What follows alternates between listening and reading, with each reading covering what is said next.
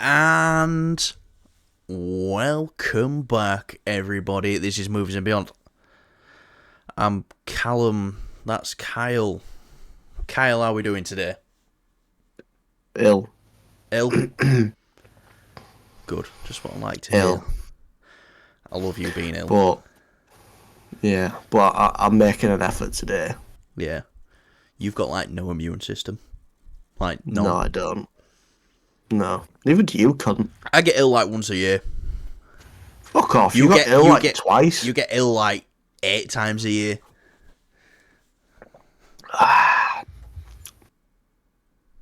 I'm just built different, you know what I mean? It seems like you won't finish building at all. What are you drinking? What are you drinking? Lemsip. Lemsip. Oh, that's nice. Yeah. Yeah, with a bunch of whiskey in it. Oh, yeah, hell yeah. now we're talking. Yeah. Well, we'll jump straight into it. This popped up when me and Kyle were out on Saturday night. Peacemaker Season 2 has officially started filming. Now, this is interesting, because James Gunn's still shooting Superman right now. I think they're going to be shooting that all the way up until June or July as well. So, production has started on Peacemaker Season 2. And he said it was the first thing he were going to go into after he's done with Superman. Now, I don't think he's directing every episode of Peacemaker Season 2. He'll probably be doing some, or one. But, yeah, this is a bit weird. I do have a theory about it, but,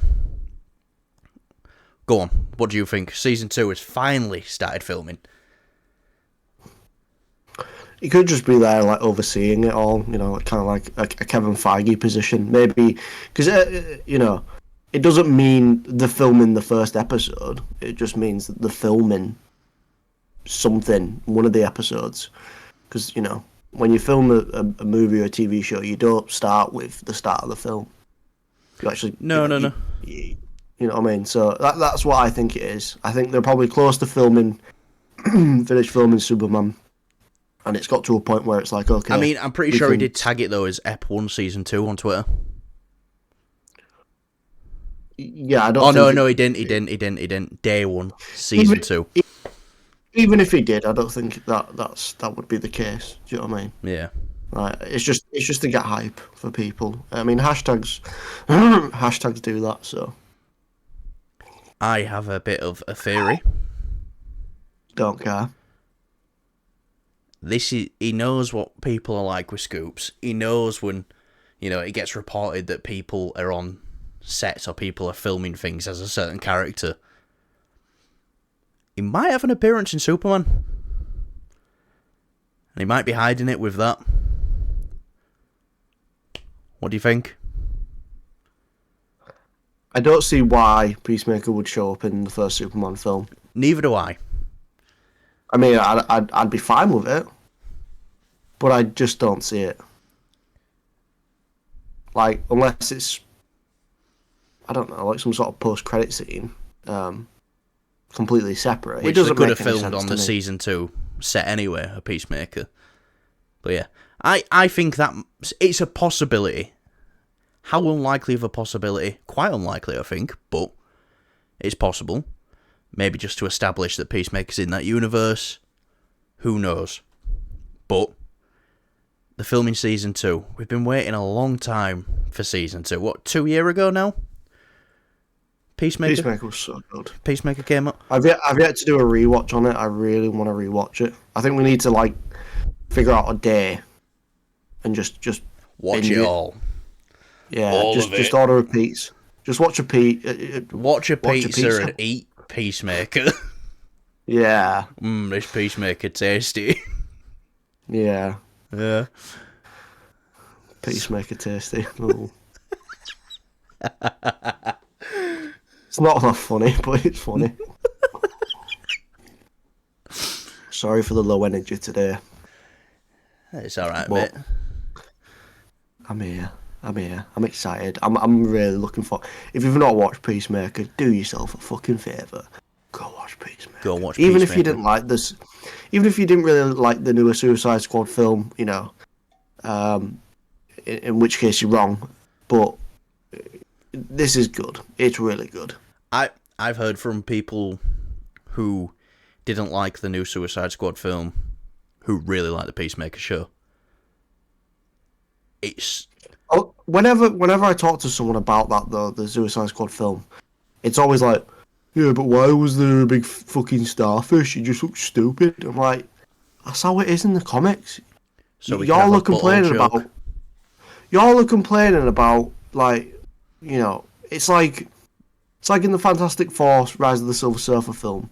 People complain, oh, Galactus was a big fucking cloud, and it's like, yeah, but if they made Galactus the way he was, you would have fucking complained regardless.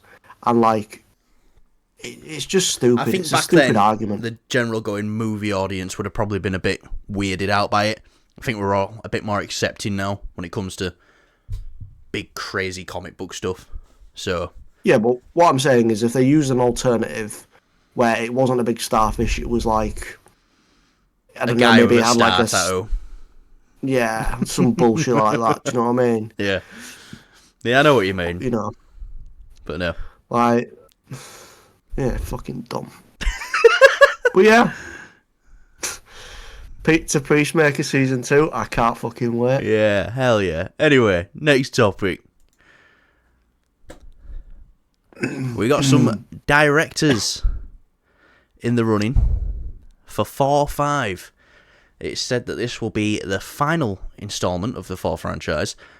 They're hoping to start shooting at the end of next year and looking for a 2027 release. And these are our directors. Gareth Edwards, Chloe Zhao. Just to confirm, these are actually our directors for the film. These are just... I know them all personally. And Kenneth Branagh. Right. Let's run through them real quick.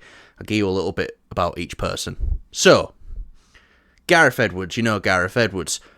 Rogue One, Godzilla. He's just recently done The Creator, and he's going to be doing the Jurassic World sequel that's coming out next year. Chloe Zhao. Oscar-winning director. Directed The Eternals. Kenneth Branagh directed the first Thor movie. The very first Thor movie. So, obviously he's done other stuff as well. Like all the Haunting, The Haunting in Venice, Murder on the Orient Express, Belfast. Pretty good actor though, isn't he, as well? Pretty good actor as well.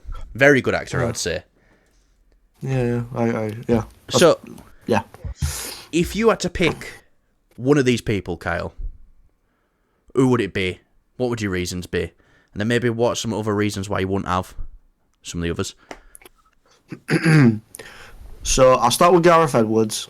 I think he'd be a good pick, but I just think he's got a lot on his plate at the moment, and for him to jump in and you need to dedicate a lot of time to this to get it right.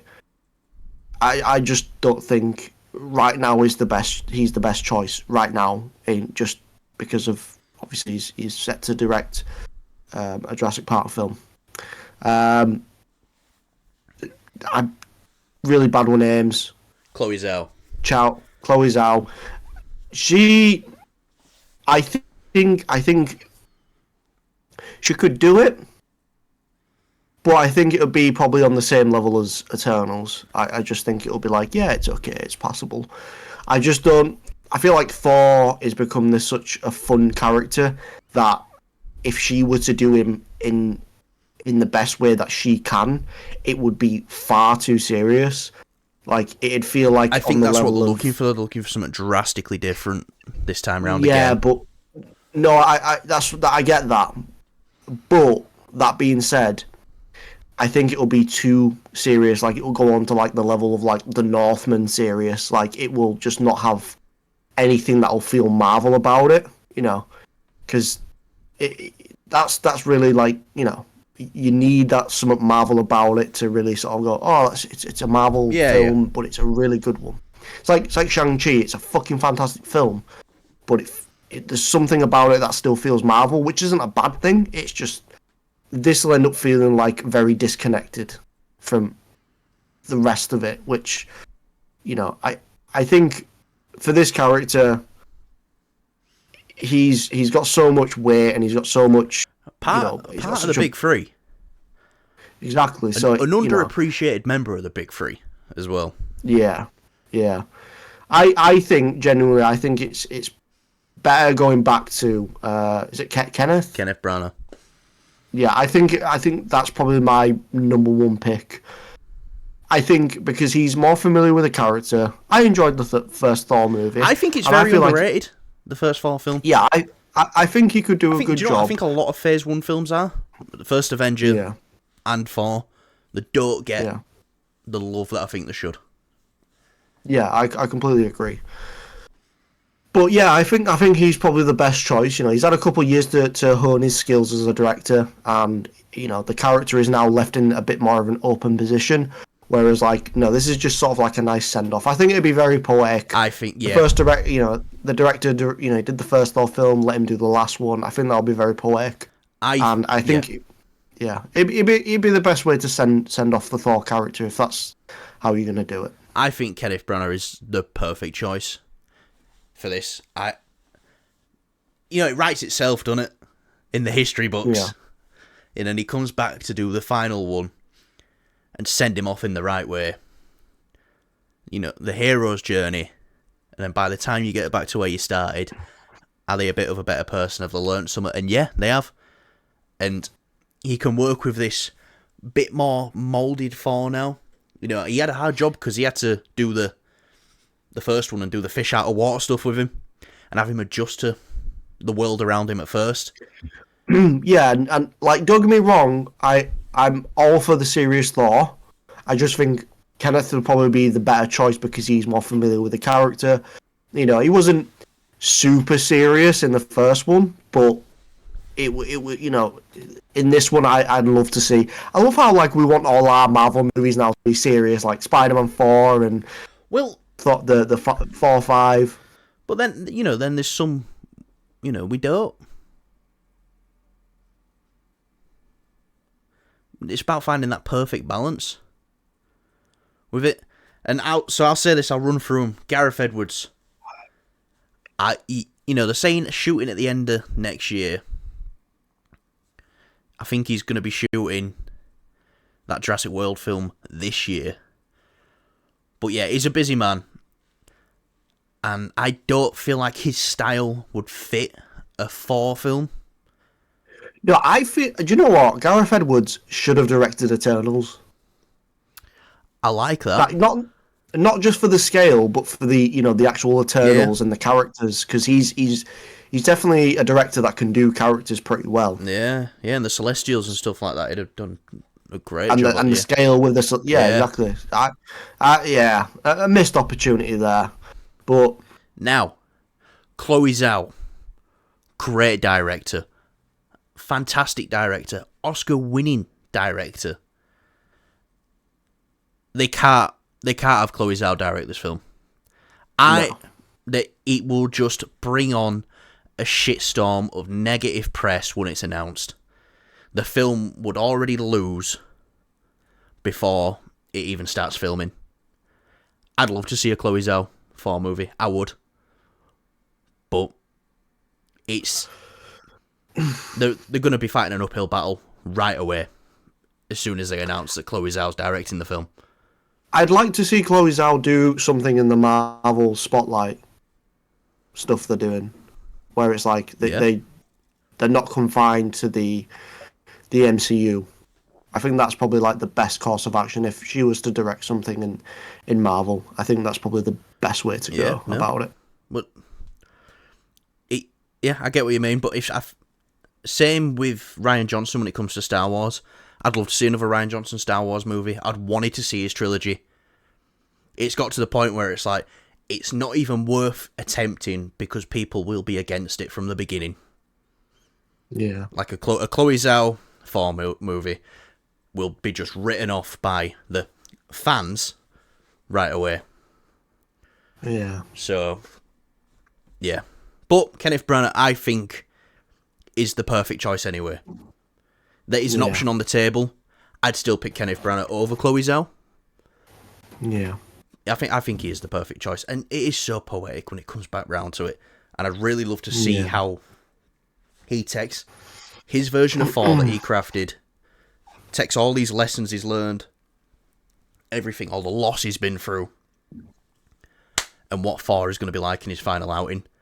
May that be his final THOR film, or is his final film going to be Avengers: Secret Wars? Just want to say, I think we'd we should do like a like once a week or something, where it's like we pick 5 directors, or even 3 directors, and we just have some sort of whiteboard and kind of just think who do you think's the best choice? Like we'll pick a couple of films and think and think who's the best for it. Or just like a film that's passed, and it's like, oh, kind of like Eternals. It's like, oh, I would have lived to see Gareth Edwards do it, kind of thing. Yeah, no. I think Gareth Edwards would be a great choice to do Eternals, especially when we're talking about Celestials and stuff like that. And the Deviants could have made them look a bit more interesting. Yeah. But anyway, Kenneth Branagh, he should be who you pick. Isn't that right, Kyle? Tell him again. You should pick this guy. Yes! Right, next topic. Spider-Man 4, this is coming from Daniel RPK, is set to begin filming in late September. They're unclear on who the director is. An offer has been made, but it's set to start filming in late September. So, one thing I want to talk about is, when do we think this film's going to come out then? Because the turnaround on Spider-Man No Way Home was pretty quick, filming-wise. But a lot of that was, they did have a lot of CG sequences in that. If they're going for more of a street-level one and stuff's got to be filmed on location. I noticed that, sorry, it's a little off-topic, but Tron's filmed on location. Looks like it's going to be set in the real world a little bit. I'm seeing lots of things about that, which is one thing. It's kind of like, I want to go into Spider-Man a little bit more blind. After all the crazy leaks and, we're seeing set photos. I mean, it's nice to see the set photos of Daredevil. Do you know what I think the big thing of that is, though? How much money they'd already spent on it. I don't think they could justify spending money on security. Yeah. I think that's a big part of what happened with Daredevil. But yeah, filming late September. Apparently an offer's been made to a director. It's unclear who. Now, there's rumours that Drew Goddard will be doing it. There's rumours that Justin Lin of Fast and Furious will be doing it. I kind of wanted Drew Goddard, but that's kind of out the window now because he's going to be directing a Matrix movie. Unless he can get this in before that. Yeah. And we know Sony wanted this film to come out in 2025. Adamant for this film to come out in 2025, the summer of 2025. I think they can, if they get it filmed, I think they can rock that Christmas spot again. You know how like Star Wars used to own Christmas? I think Spider-Man could actually own that spot and do really well financially. I don't think it really matters where you put a Spider-Man film on the calendar. It's going to make money. You could put it on the 1st of January. That Spider-Man film is making money. It's as simple as that. So do you think they're going to go for that 2025 release date? And if so, do you think they're going to try hit a summer one or Christmas? Potentially, yeah, because you got to look out for the Beyond the Spider-Verse film as well. You've got to be careful of when that is coming out. So yeah. I mean, listen, I don't care as long as they take the time with it and do it right. That's all that matters to me. 100%. And this is probably part of that compromise that, we heard that's happened between Sony and Marvel. We know there's like going at it a bit. Sony wanted a multiversal film that would come out in 2025 next year. Maybe the bit of the give and take is, right, well, you can have your film next year, But let us pick a director and let it be street level. You don't know. And I think if they've made an offer to a director and we don't already know it's John Watts, they wanted John Watts to return to make another multiversal Spider-Man film, and it's not John Watts returning, I think they're quite happy with that. And it's like, all right, let's get someone else to do it. Who do you think could do, direct Spider-Man 4?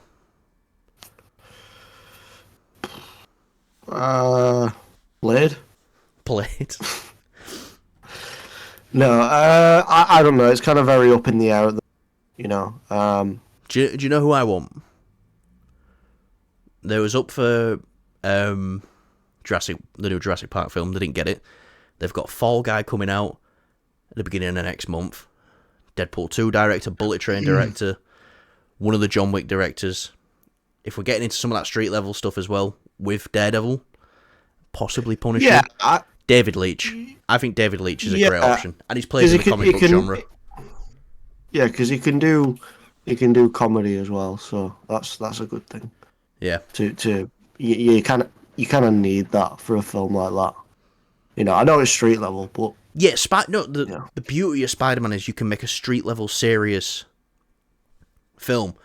He'll still be making quips and stuff like that. It's I think I seen something the other day, and it's like, who's more scary, Batman or Spider-Man? And someone made a great point of like, Spider-Man's a lot scarier because when he stops quipping and he's coming at you, that's fucking terrifying. Batman's just scary anyway, but when the fun guy goes bad, that's like... Well, I mean, it's the same with Batman though, really, isn't it? It's like when Batman laughs, it's like, oh my god. Yeah, good point. It's kind of saying both ways, to be fair. Vice versa on that.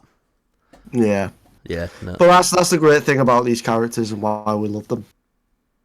Yeah, no, 100%. And if they're filming in September, it looks like Spider-Man 4 might be coming a bit sooner than we think.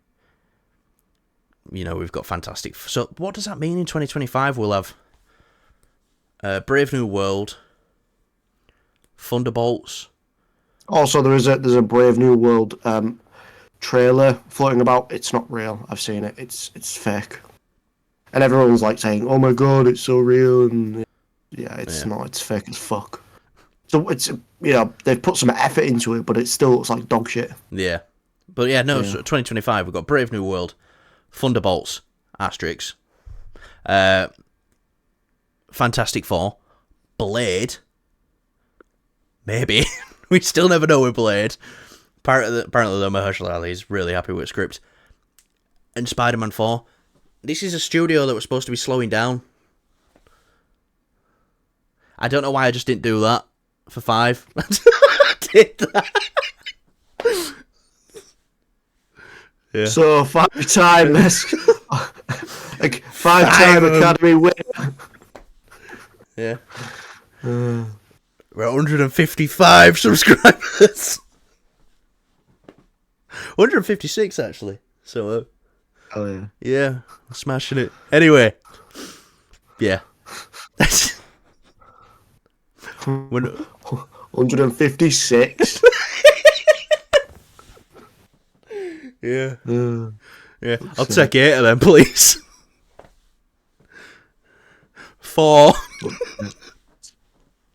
Right, let's stop. I'll take 4 as well. Behave. Nah, fuck it. Make it. Behave. Whip. Whip and quip, indeed. Anyway, Fallout is here. Kyle, before we get started, how many episodes have you seen? 2. Yeah. Cool. You've seen it all, haven't you? I've seen it all. Yeah. So, what you give your quick thoughts on the episodes you've seen, and then I'll get into it full spoilery detail. No, we're not doing spoilers. We're not doing spoilers. I haven't seen it, and I've not had much chance to be honest. We're supposed to watch it together on Sunday, but Callum didn't want to because he's a cunt. But anyways, the first episode. The first episode definitely felt like a pilot in the sense of like this was definitely to kind of show people that okay, the you know the business dudes like this this is what it's going to be like. This is the quality we're aiming for. This is type of the style we're going for. It definitely feels like that. But rolling into episode 2, it kind of keeps for me that momentum going. It's not like a very quick, fast-paced thing. I spoke to someone at work and they said, "Yeah, it's good, but nothing's really happening." And I'm like, "It's all the crazy, weird shit in Fallout. It's like, you know, I know you said the vibe felt a bit off, and I'm like, for me, it was tonally.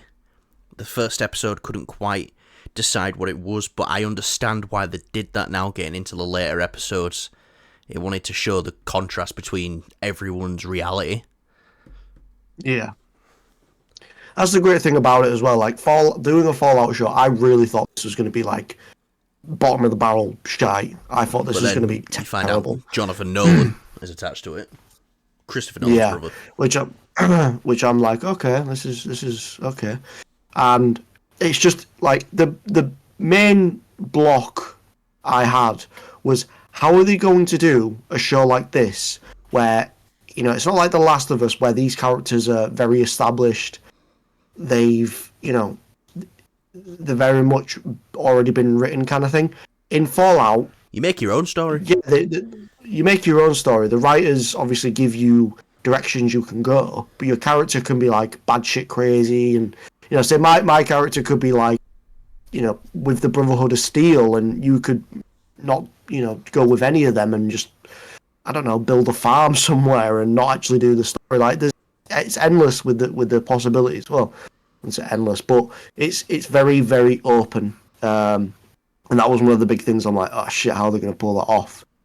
And they pulled it off with the 3 distinct characters. It's not too over the top, overwhelming. It fits the vibe of Fallout. I literally like it's one of those things of like I was thinking to myself today at work. I could just go on, like say watching this. You know when you watch I don't know, say you watch Game of Thrones and you want to play a game where you can build castles and fight armies and shit like that. There's not really a game for that. It's just kind of like you need to mod a game sometimes. Yeah. Add some mods to something or whatever. There's not a game for that. When you watch Fallout and it's like, oh my god, I'd love to play a game that's like kind of like this. You literally can, and that's the great thing about it. It's I'm seeing a couple of memes where it's like, for me, this is a personal thing, where it's like, The Simpsons, and it's that guy, and he slaps that guy's head. He's like, "That's how you do a show, right?" And it's Fallout slapping Halo's head, because the video game adaptation curse I think is now somewhat lifted. I think it's really sad because the only one that's doesn't seem to have been lifted is Halo, which But yeah, that's my thoughts on it. Visually, it is impressive as fuck. The production is extremely high. Even the power armors, they use a lot of the actual practical sets. Yeah, which you can really tell in there. Yeah, it's it's like it's been made by the fans for the fans. It's like it's a true adaptation of it. Now it doesn't feel like an adaptation. It just feels like it's been ripped. It's like, this is how I'd play the game. Yeah. No, definitely. And look, I'm not the biggest Fallout fan. I'll say that right now. I've never finished a Fallout game. I've played them. I've enjoyed every one I've played, apart from the online one. What was that? I don't think anyone enjoyed that. Yeah. 76. Yeah. But I really like this as a show. I think it is as true to a Fallout adaptation as you can get. It's so faithful to the game, which is very impressive to say there's no story. Really, well, there's story to the game. But do you know if this is canon to the game universe? I think it is. Right. I'm not 100% sure, but I'm very certain that it is. I didn't want to look up anything because in case of Yeah. any sort of spoilers. But yeah, I'm pretty sure it is. It would surprise me if it wasn't. Yeah, no, definitely. I just want to say Walton Goggins as the Ghoul is my favourite character. I mean, yeah, You, shit. you say Obviously, you've seen it in episode 2. with the explosive Yeah. revolver. Yeah, Yeah. man, He just don't give a fuck. that's something Also, I should else. mention, like, I know this is rated a 15, but fuck me, it does not hold back in the gore. Like, this has got some pretty, like, limbs getting fucking shot Yeah. off, and, you're seeing glass getting, slicing people's faces open. I think it's only rated 18 if there's jingly bits. Right. And Yeah. you know what I mean? Yeah. Yeah, don't break a keyboard, please. No, But yeah. Yeah. Now. I will not break a See. keyboard. Yeah, but see, you could literally just, you could go back and play, the Fallout game and do what they do in the show. Go explore and do whatever the fuck you want. Which is very much kind of what the show feels like. I like that there's each individual 3 characters we follow are sort of like different paths that you can take. In a sense, Yeah. it's like you could basically be a ghoul in the game if you get the right perks. You can eat human flesh and not get irradiated from the water and stuff. You're basically a ghoul, and then you could be all in the Brotherhood of Steel, and you rock up with power armor all the time. I still think one of the best things is when he gets the power armor, he's like really excited. Like, I mean, that's kind of like how you would be when you get your first power armor. So episode 2, first gets the power armor. Spoilers, sorry. We're going to talk about this one. Where he stops that guy from beating that other one. And he's like, as you were, citizen. Or something like that. And he's like, sorry, buddy, we're just fucking my chickens. Yeah, that was pretty. I like the weird thing about that, his knight that he was squire to at first. Like, he was just a total prick, and then like when he gets chased by that mutant bear, he's like, oh fuck, and running away. It's how you would be in a game. You would be, yeah. It's like, you've just gone power arm and you think the top of the world, and then you just see this big fucking boss, and it's just chasing you, and it's about to kill you. I remember playing Fallout 4, and I'd just go onto the Brotherhood of Steel's blimp. Yeah. And I'd robot power cores out of the back of the arms. Oh, no, yeah, I did that. Just so I've got Yeah, I had a nice collection of power armor at Sanctuary. Yeah, no.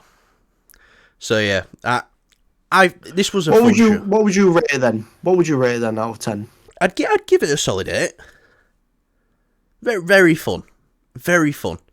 I don't know how it's going to translate with regular, non-gaming fans. No, that's the thing I think it's going to struggle with. It's a very weird and wacky world, but hey, it's something new. It's something kind of fresh for a lot of people. Yeah. Not for us who know the franchise, but for people that are new to it, I hope it ties people in. It's like, I know a lot of people watch the Halo show, and I asked them why. But they've never played the games. They don't know anything about the games, and they enjoy it for some weird fucking reason. So maybe this is the same case. Maybe people will be like, "Oh, I'll give it a go. It's on Amazon." Yeah, maybe. Who knows? It might get some new Fallout fans. We might, but I tell you what, after it's come out and after watching it all, it's like it makes sense that Fallout went to the studio, to the people who make The Boys. Yeah. Perfect fit, Amazon, for this. Yeah. I just didn't expect the production to be that high, to be honest. Yeah. No. Like, it feels very above and beyond. So I enjoyed it. There's some wacky stuff in there. There's stuff I noticed, from the games, which I didn't think I would. I thought most of it would be lost on me because I hadn't played Fallout 4 in nearly 10 years. I played it recently. I was Feeling it. just feeling it a couple months ago. Yeah. Just don't know why. Yeah, but Isn't it crazy I'm not to like the say biggest Fallout nearly fan. 10 years for Fallout 4? Yeah, I know. I remember like the very first day it came out, I just didn't go to college. I was like, fuck that, I'm playing Fallout.